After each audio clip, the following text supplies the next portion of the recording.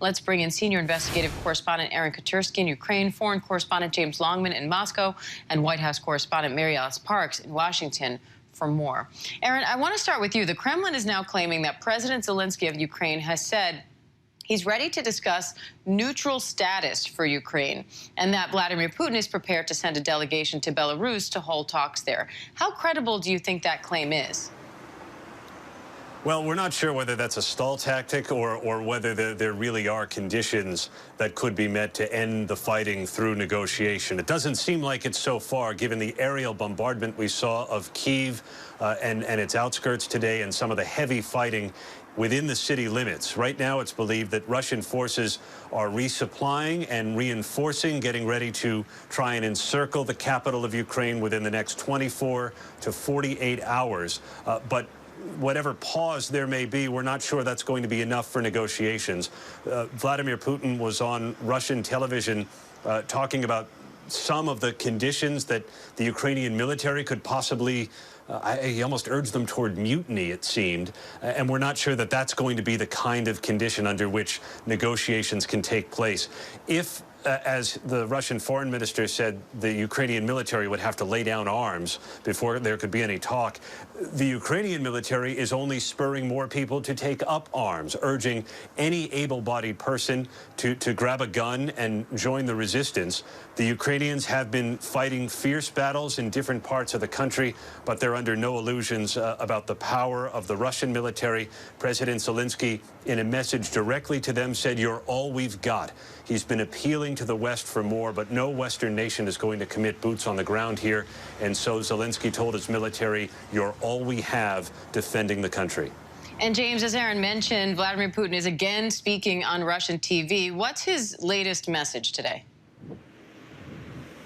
Well, it's more of the same, Diane. He's actually on television right now speaking to his National Security Council. It's televised again. That's only the second time that's ever happened. And, I mean, one of those quotes actually appeared, forgive me, rather deranged. He said, "Don't allow neo-Nazis to use your children, wives and elderly as human shields." He's talking to the Ukrainian military here. As Aaron was saying, this is an appeal to mutiny. To take power into your hands, it seems like it will be easier to negotiate with you than this gang of drug addicts and neo-Nazis who have say in Kiev and have taken hostage the whole Ukrainian people. So this is just more of the narrative from the Russian government that the whole of Ukraine is run apparently by Nazis, and that it's really important that they intervene to stop what they've repeated is a possible genocide. Now, it's worth saying that these sorts of messages have been not just repeated for the last few days and weeks, but this is the kind of message that Russians have been hearing for the last 8 years of the war that's been kind of bubbling on, I suppose, is the word to use, down in the eastern part of Ukraine. And it's just, you know, it's a sentiment that Russians will have kind of just understood for so long because they have no other way of getting other information. I was on the streets last night with a lot of young people who have come out to protest. They're angry at these sorts of messages. They know where to get other information. They're on the internet. They are on social media. They have understood really what is going on, and they're angry that their country has been taken to war, and that this is the impression that the world has of them. And so, you know, I think we're just going to hear more and more of this until perhaps some kind of negotiated settlement, but it's, you know, I think it's too early to talk about that yet. So, yeah, we'll see what happens. And Aaron, how close are Russian forces at this point to the capital, and what kind of resistance can Ukraine mount in Kyiv? Well, the Ukrainians believe that they can hold off the Russian forces in some spots, and they've been putting out messages claiming that they've inflicted a good deal of pain on the Russian military. But the Russians say they have now effectively cut off the Ukrainian capital of Kyiv from the west and could start to soon begin to encircle the city. They're very close. They're within the city limits, and it's believed there may now be a pause in the bombardment and the fighting to allow for resupply and reinforcements to come in. We're told that of all of the troops that President Putin had massed along the border, only a fraction have actually crossed it so far, and they have very swiftly, within 36 hours, not even managed to get to the doorstep of the capital.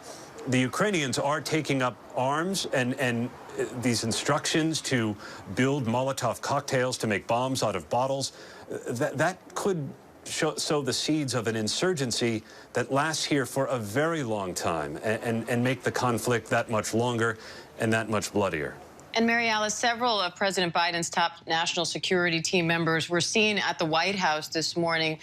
Any news on what's being discussed there?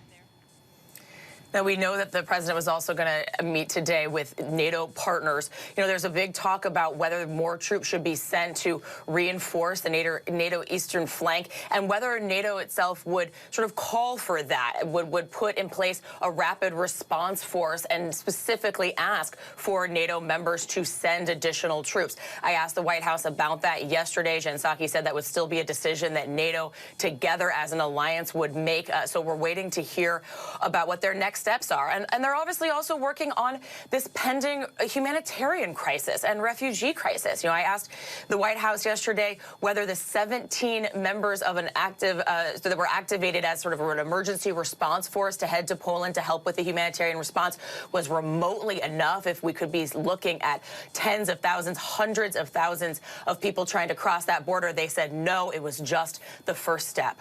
All right, Aaron Katursky, James Longman, Mary Alice Parks, thank you. Hi, everyone. George Stephanopoulos here. Thanks for checking out the ABC News YouTube channel. If you'd like to get more videos, show highlights, and watch live event coverage, click on the right over here to subscribe to our channel. And don't forget to download the ABC News app for breaking news alerts. Thanks for watching.